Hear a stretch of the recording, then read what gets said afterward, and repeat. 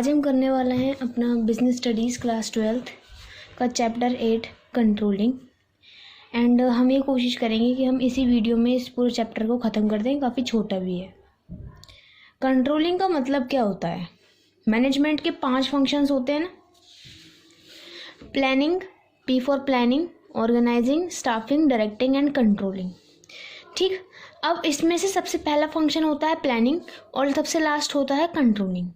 But ये पहला है और ये लास्ट है, बट इन दोनों में एक रिलेशन होता है कि ये दोनों आपस में कॉम्प्लीमेंट्री होते हैं। कॉम्प्लीमेंट्री का मतलब ये दोनों आपस में एक दूसरे के बिना अधूरे हैं। मतलब प्लानिंग के लिए कंट्रोलिंग एसेंशियल है एंड कंट्रोलिंग के लिए प्लानिंग ज़रूरी है। अब ये क्यों ज़रूरी है, इसके रीज़न अभी हम थोड़ी देर में हमें पता लग जाएगा।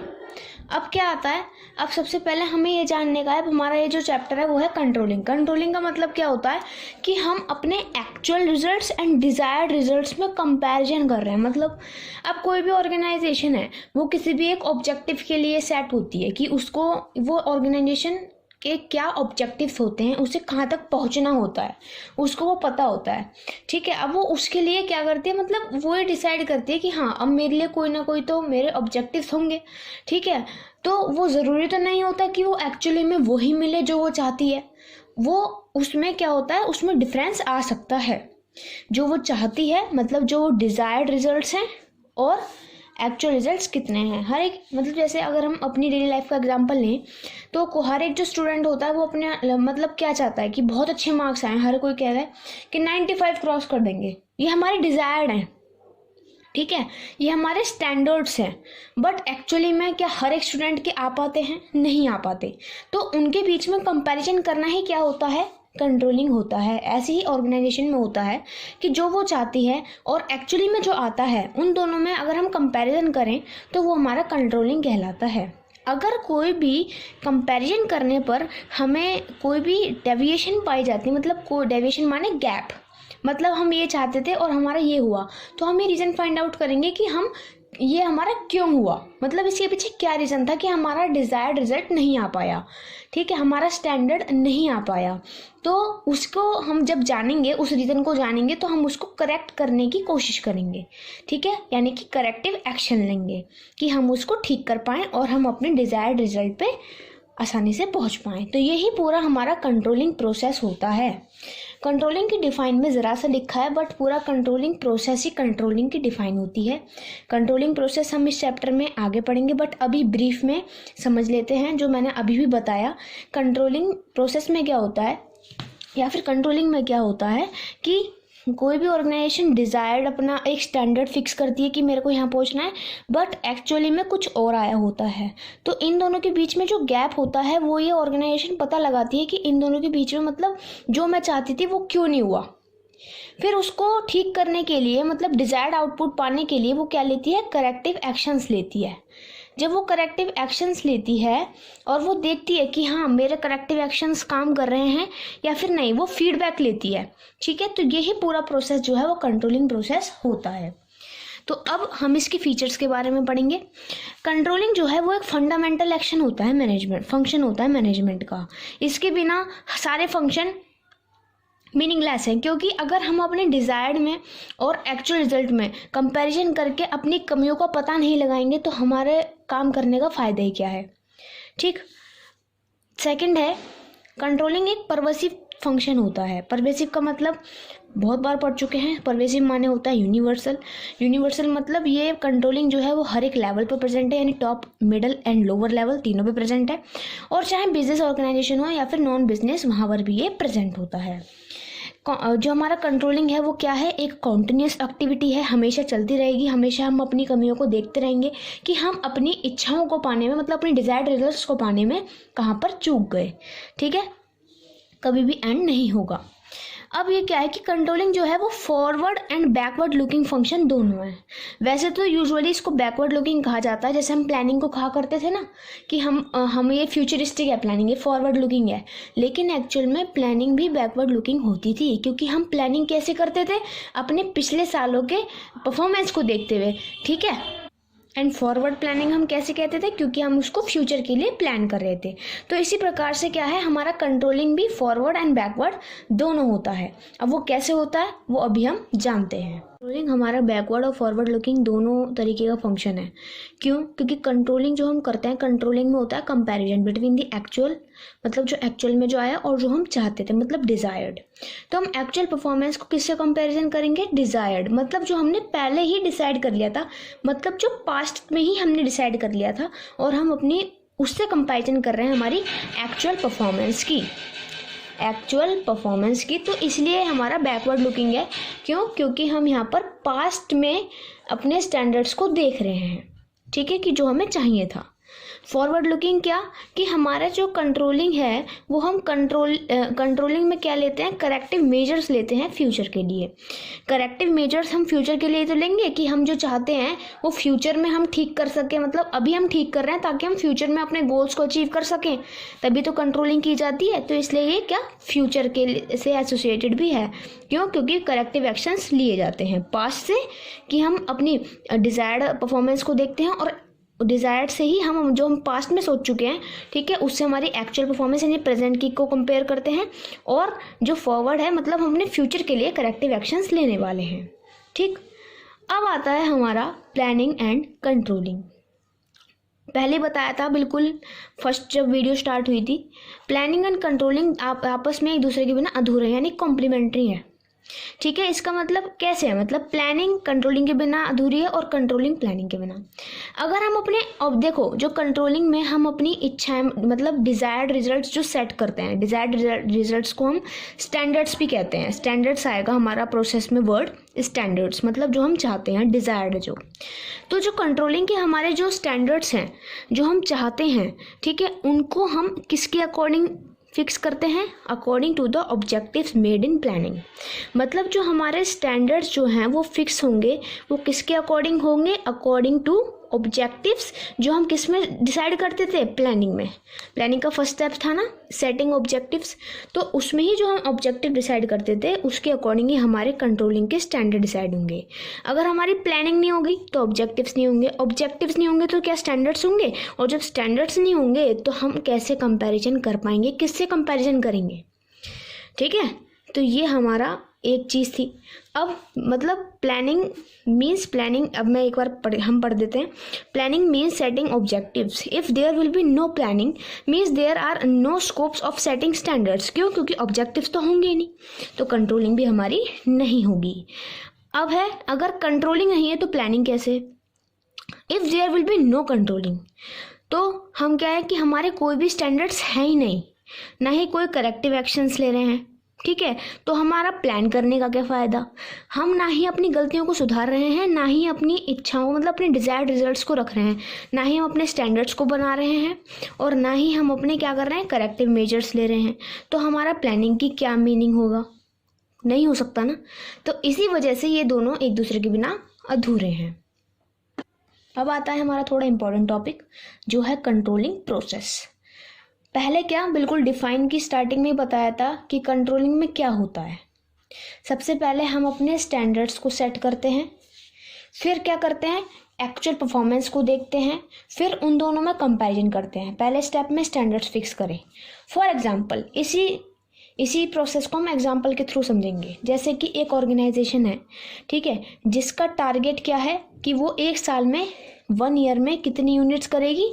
भाई वो कर रही है, चलो मेरे को 12 लाख यूनिट्स मैन्युफैक्चर करनी है, ठीक है, तो वो 1 मंथ में कितना करेगी। देखो स्टैंडर्ड्स जो होते हैं ना, वो ऑब्जेक्टिव्स के सबसेट कह सकते हैं अगर हम मैथ्स की लैंग्वेज में गए।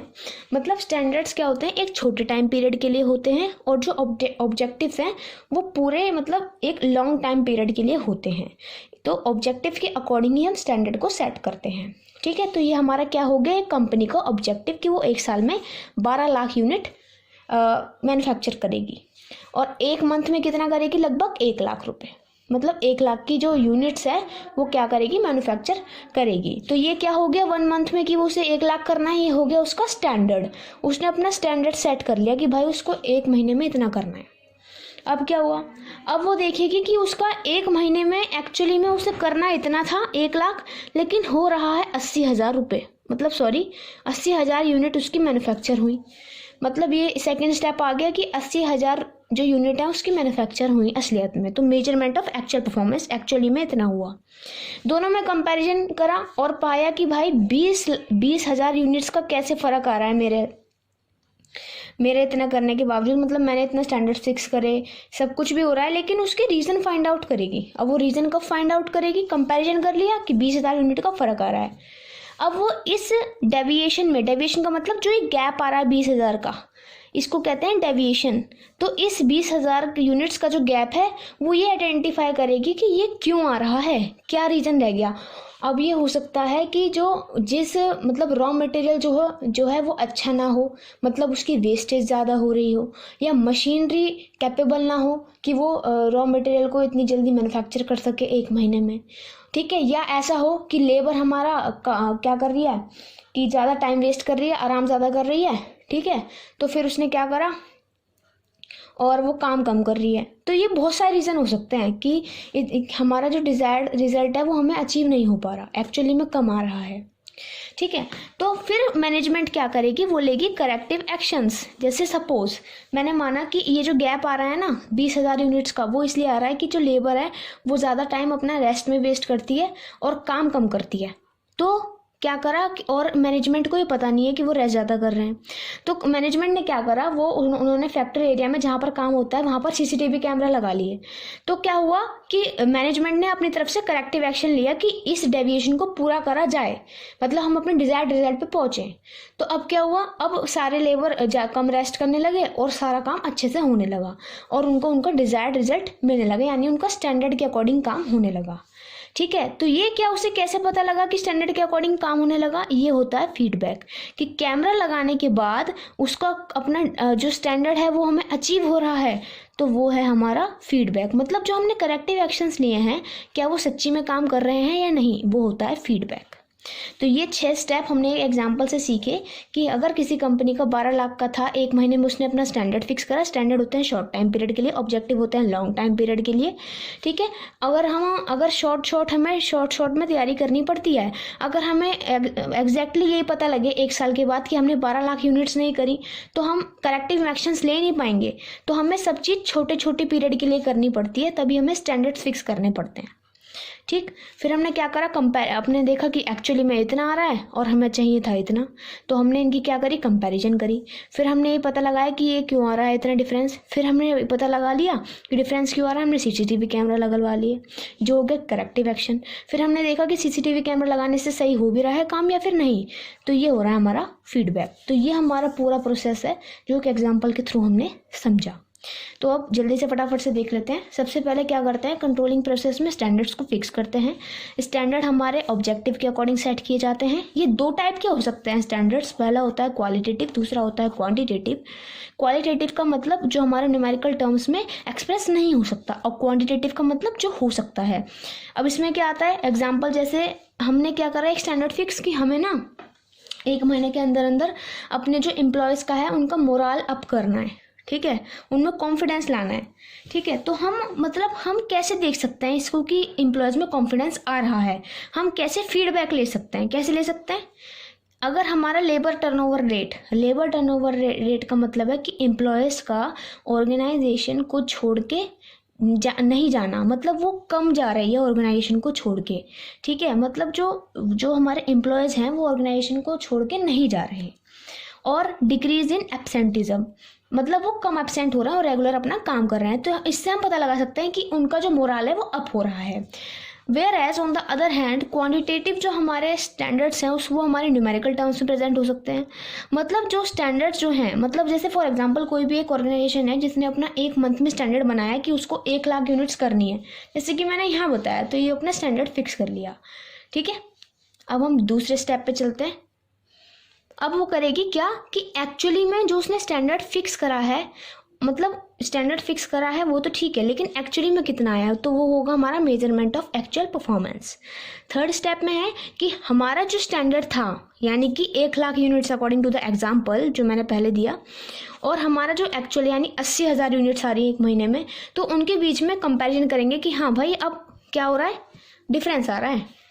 अब देखो, दो सिचुएशन अराइज हो सकती हैं। या तो ये हो सकता है कि मान लो जैसे मैंने एग्जांपल में लिया था 1000 यूनिट्स है मेरा टारगेट एक मंथ का, ठीक है, और मेरा 80,000 यूनिट्स मेरे को मिली, तो हम क्या करेंगे, इस कंटिन्यू पूरे जो कंट्रोलिंग के प्रोसेस है उसको कंटिन्यू रखेंगे, डेविएशन का पता लगाएंगे, फिर करेक्टिव एक्शंस लेंगे, ठीक है। तो अगर मेरा, इससे हमने एक रिजल्ट निकाल लिया, क्या आया कि अगर मेरा नेगेटिव डेविएशन है, नेगेटिव डेविएशन का मतलब अगर मेरा स्टैंडर्ड आउटपुट ज़्यादा है एक्चुअल आउटपुट से, तो इसका मतलब है कि हम अपना कंट्रोलिंग प्रोसेस आगे बढ़ाएंगे।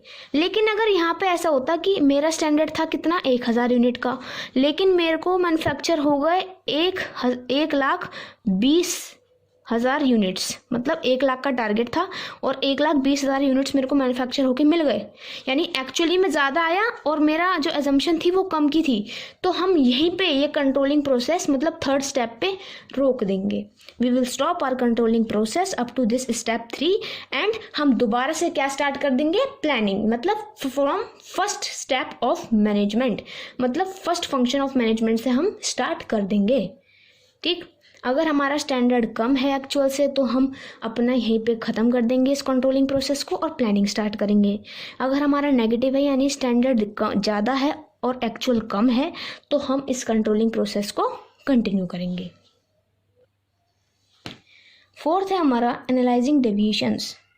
जो हमारी डेविएशन आ रही हैं, ठीक है, तो वो क्या होगा कि डेविएशन का मतलब हम पहले ये भी समझा चुके हैं कि एक्चुअल परफॉर्मेंस और स्टैंडर्ड आउटपुट में डिफरेंस, वो होता है हमारा डेविएशन। 1 लाख यूनिट ये हमारा स्टैंडर्ड है और 80,000 यूनिट ये क्या है, हमारा एक्चुअल, ठीक है। तो ये जो डेविएशंस हैं इनको हम मतलब एनालाइज करते हैं और रीज़न निकालते हैं कि हम क्यों, मतलब ये क्यों इतना डिफरेंस आ रहा है एक्चुअल और स्टैंडर्ड में, ठीक है। तो हम क्या कर सकते हैं, हमारे ये जो 2 प्रिंसिपल होते हैं डेविएशन एनालिसिस के, पहला हमारा होता है क्रिटिकल पॉइंट कंट्रोल और दूसरा होता है management by exception. Critical point control का मतलब होता है जब मैनेजमेंट जो है सारा जो ध्यान है वो खाली इंपॉर्टेंट एक्टिविटीज़ पे दे रही है, मतलब की एरियाज़ पे दे रही है। की एरियाज़ वो एरियाज़ होते हैं जिससे पूरी ऑर्गेनाइजेशन मेरी इफ़ेक्ट होती है, तो मैनेजमेंट केवल इंपॉर्टेंट एक्टिविटीज़ पे ध्यान देगी, ठीक है। मतलब क्यों, क्योंकि उसे रीज़न पता है, मतलब रीज़न पता करके वो इंपॉर्टेंट एरियाज़ पे ध्यान देगी। देखो मान लो जैसे क्या हुआ कि ये पता लगाया कि ये क्यों आ रहा है, मतलब डेविएशन का कारण, मतलब ये पता लगाया कि डेविएशन आ क्यों रही है, क्यों, क्योंकि रॉ मटेरियल महंगा है, ठीक है। तो क्या करेगी, इसके अकॉर्डिंग हमारी जो ऑर्गेनाइजेशन है वो करेक्टिव एक्शंस लेगी नेक्स्ट स्टेप में। उसे पता लग गया, उसने ये लगा लिया पता कि इस वजह से मेरा ये चीज़ हो रही है, तो ये हमारा आएगा अंडर क्रिटिकल पॉइंट कंट्रोल। मतलब ये मेथड हमारा तब अप्लाई होता है जब भी हमारी कौन से खर्चे इफेक्ट होते हैं, रिकरिंग एक्सपेंसेस, भाई जो डेली नेचर की हमारी जो चीज़ है वो हमारी इफ़ेक्ट हो रही है, उसके प्राइस इफ़ेक्ट हो रहे हैं तो हम भी इफ़ेक्ट होंगे, ठीक है। हमारा जो पेन है और हम एक ही पेन से काम करते हैं सपोज, ठीक है, अगर उसका जो दाम है वो बढ़ जाए तो हम बहुत इफेक्ट होंगे, है ना। या फिर जो सब्जियों के दाम है वो बढ़ जाते हैं तो हम आए दिन ये सुनने को मिलता है कि हाँ वो बढ़ गए, क्यों, क्योंकि वो हमारा रिकरिंग एक्सपेंस है, हमें वो चाहिए ही चाहिए। तो इसी प्रकार से किसी भी ऑर्गेनाइजेशन में प्रोडक्शन करने के लिए रॉ मटेरियल चाहिए, तो जब उसका कॉस्ट हाई होगा तो हमारे को वो बहुत ज़्यादा इफेक्ट करेगा। तो ये आता है हमारा क्रिटिकल पॉइंट कंट्रोल कि मैनेजमेंट को इस पर टेंशन देना चाहिए कि वो कैसे इसको कम कर सकती है और कैसे इस सिचुएशन से निपट सकती है। अब आता है मैनेजमेंट बाय एक्सेप्शन। अब मैनेजमेंट को क्या है कि ये वो सारे डिसीजन होते हैं, मतलब मैनेजर इन सब के बारे में डिसीजन ले सकते हैं, मतलब कोई भी प्रॉब्लम आई, कोई भी डेविएशन का मतलब रीज़न पता लग गया कि क्यों आई है डेविएशन, तो उसके अकॉर्डिंग हमें करेक्टिव एक्शंस लेने होंगे, ठीक है। जैसे अगर मान लो उनको पता लगा कि पोस्टल एंड टेलीग्राफ्स की जो दाम है वो बढ़ गए, ठीक है, तो फिर क्या हुआ, वो क्या है, नॉन रिकरिंग एक्सपेंस है, मतलब पोस्टल एंड टेलीग्राफ्स का इतना काम नहीं होता हमारी ऑर्गेनाइजेशन में, ठीक। तो मैनेजमेंट उसको नेग्लेक्ट भी कर सकते हैं। इसमें क्या कर रही थी, वो बिल्कुल ध्यान दे रही थी इंपॉर्टेंट एक्टिविटीज़ पे, मतलब जो जरूरी ही जरूरी है, लेकिन यहाँ पे जरूरी नहीं है तो वो नेग्लेक्ट भी कर सकती है और उसके रिगार्डिंग कोई डिसीजन भी ले सकती है डेविएशन को ठीक करने के लिए, ठीक है, रीज़न पता लगाने के लिए, ठीक। और ये हमारा कब अप्लाई होता है, जब हमारा किस पे इफेक्ट होता है, नॉन रिकरिंग एक्सपेंस पे। तो यहाँ पे आपको ये वाला स्टेप समझ आया होगा। अब हमारा है 5th step, taking corrective action. हमें पता लगा लिया कि हमारी क्यों ऐसी दिक्कत आ रही है कि हमें 1 लाख यूनिट चाहिए थी लेकिन 80,000 आ रही हैं। तो हमने क्या करा, उसके रिगार्डिंग करेक्टिव एक्शन लिया। जैसे मैंने बताया था ना, CCTV कैमरा लगवा दिए, तो वो हमारा करेक्टिव एक्शन है। ठीक है। डेविएशन क्या थी कि हमने ये रीज़न पता लगाया कि जो वो ज़्यादा रेस्ट कर रहे थे, ठीक है, और काम कम कर रहे थे, ये डेविएशन हो गई। और करेक्टिव एक्शंस क्या, लेबर्स के लिए हमने क्या लगा लिया है, CCTV कैमरा। ठीक है। मैंने एक एग्जाम्पल और दिया है। अगर सपोज मान लो ये है, हमने ये पता लगाया एक रीज़न, और हम अपने आप से एज्यूम कर सकते हैं कि ये एक रीज़न ये भी हो सकता है कि जो लेबर्स हैं उनको हाईटेक मशीन्स ऑपरेट करनी नहीं आती, तो इस वजह से हमारा डिज़ायर्ड आउटपुट हमें अचीव नहीं हो पाया। तो उसके अकॉर्डिंग हमने क्या लिए, करेक्टिव एक्शंस लिए। वो करेक्टिव एक्शन क्या लिए, हमने ट्रेनर्स बुला लिए, जिसके अंतर्गत क्या हुआ कि वो ट्रेनिंग उनको प्रोवाइड करने लगे। और फिर हमने फीडबैक लिया, मतलब क्या एक्चुअली में वो ट्रेनर्स जो हैं वो काम कर भी रहे हैं या फिर नहीं। तो फिर हमने फीडबैक लिया और पाया कि हमारा जो डिज़ायर्ड आउटपुट है वो स्टैंडर्ड, मतलब जो एक्चुअली में हमें चाहिए था उसके अकॉर्डिंग आ रहा है, मतलब ट्रेनर्स ने अपना काम कर दिया।